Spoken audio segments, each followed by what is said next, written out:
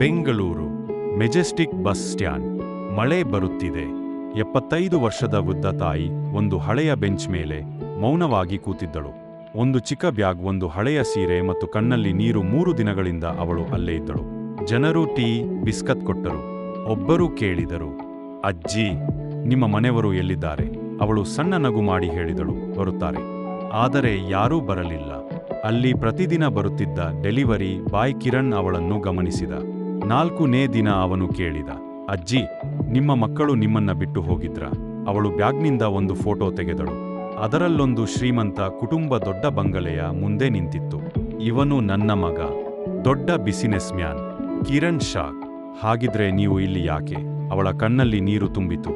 ಸೊಸೆ ಹೇಳಿದಳು, ಮನೆಯಲ್ಲಿ ವೃದ್ಧರಿಗೆ ಜಾಗ ಇಲ್ಲ ಅಂತ. ಆ ರಾತ್ರಿ ಕಿರಣ್ ಅವಳ ವಿಡಿಯೋ ಮಾಡಿ ಸೋಷಿಯಲ್ ಮೀಡಿಯಾದಲ್ಲಿ ಹಾಕಿದ. ಕೆಲವೇ ಗಂಟೆಗಳಲ್ಲಿ ವಿಡಿಯೋ ವೈರಲ್ ಆಯಿತು. ಲಕ್ಷಾಂತರ ಜನ ನೋಡಿದರು. ಅಷ್ಟರಲ್ಲಿ ಒಂದು ಕಪ್ಪು ಲಕ್ಸುರಿ ಕಾರು ಬಸ್ ಸ್ಟ್ಯಾಂಡ್ ಮುಂದೆ ಬಂದು ನಿಂತಿತು.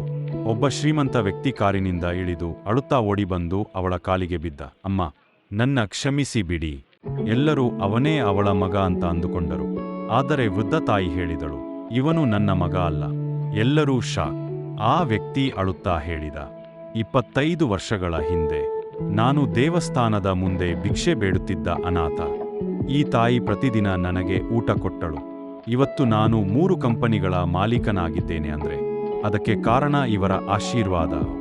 ಆ ವ್ಯಕ್ತಿ ಜನರ ಕಡೆ ತಿರುಗಿ ಹೇಳಿದ, ತಾಯಿ ತಂದೆಯನ್ನು ಬಿಟ್ಟು ಹೋಗುವ ಮಕ್ಕಳು ಎಷ್ಟು ಶ್ರೀಮಂತರಾದರೂ ಬಡವರೇ. ನಂತರ ಅವನು ಆ ತಾಯಿಯನ್ನು ಗೌರವದಿಂದ ತನ್ನ ಜೊತೆ ಕರೆದುಕೊಂಡು ಹೋದ ಮತ್ತು ಅವಳ ಹೆಸರಿನಲ್ಲಿ ಒಂದು ವೃದ್ಧಾಶ್ರಮ ಆರಂಭಿಸಿದ. ತಾಯಿ ತಂದೆಗಳಿಗೆ ಹಣ ಬೇಡ, ಪ್ರೀತಿ, ಗೌರವ ಮತ್ತು ನಿಮ್ಮ ಜೀವನದಲ್ಲಿ ಒಂದು ಸ್ಥಾನ ಸಾಕು.